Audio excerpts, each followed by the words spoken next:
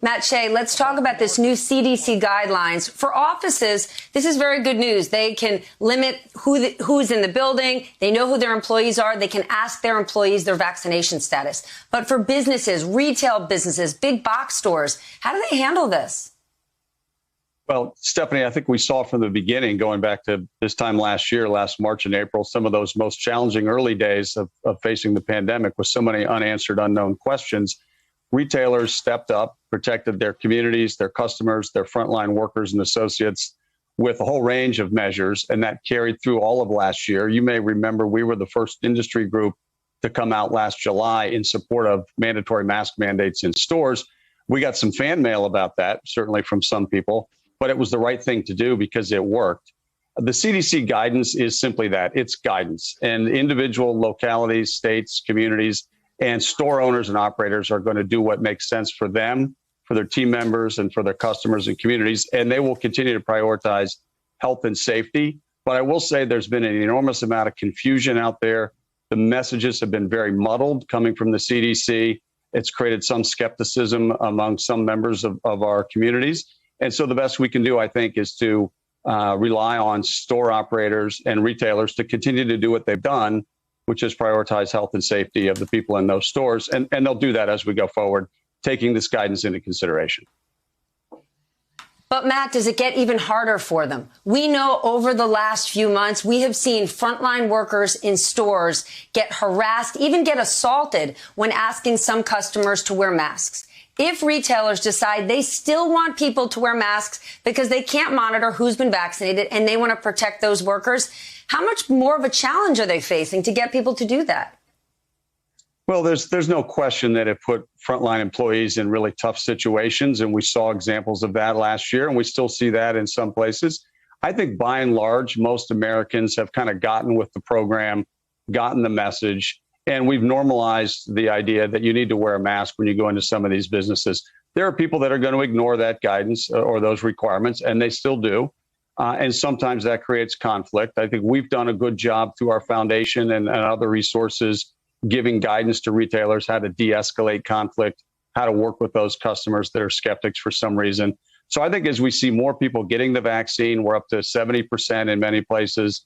We see the case count and infection rates going down. We see more businesses opening. We see more outdoor dining, Americans resuming normal behavioral patterns. I think we're all getting more comfortable, and hopefully that will eliminate or at least substantially reduce these kinds of frictional points in retail locations and restaurants. How about offices, Andrew? Does this speed up when we go back to the office? Oh, I think it speeds up when we go back to the office, but often also is going to create an even more complicated situation. And it gets back to the whole question of whether you're going to require vaccination more than anything. Are people going to wear masks inside the office? Are they not going to wear masks inside the office? I think this, to be honest with you, I think this is going to create even more confusion than ever before. And I think you're going to have more people not wanting to not wear masks and saying, I don't have to wear a mask.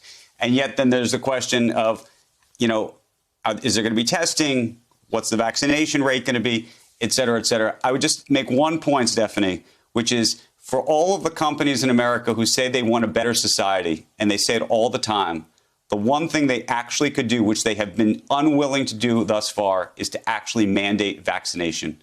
You saw Delta do it for new employees only, but it baffles me to this day, given the trillions of dollars that was pumped out directly to businesses to help them during the pandemic, that the one thing they've been unwilling to do thus far is to help themselves and to help society by mandating the vaccine. Of course, there will be instances where that can't be the case for medical reasons or religious reasons and others, but it's something that I think has to be on the table. Andrew, put medical and religious reasons aside. Businesses and individuals were willing to take trillions of dollars in support from our government over the last year. And the only thing our government is asking of them is to get vaccinated. It baffles me why they wouldn't. Jason, this is obviously going to be a huge win for our economy on a week when we certainly need it.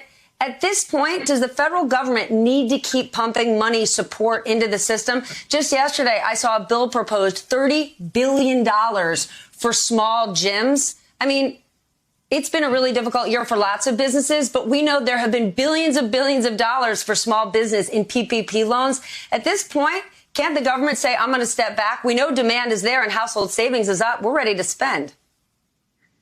Absolutely, Stephanie. The only thing the government needs to keep pumping is vaccines into people's arms. That is the most important thing for the economy.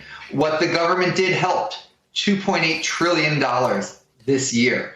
That's working its way through our economy. That money is still getting out there. People need to feel safe about using that money. They're increasingly feeling safe, which is great news. The most important aspect of the CDC announcement, and yes, it's bumpy, it's going to be confusing, maybe could have been handled better, but most important is it's going to help vaccination. It's going to make it clear all the wonderful things you can do if you're vaccinated. And I agree with Andrew. I would love it if this puts pressure on more businesses to require vaccination for their employees.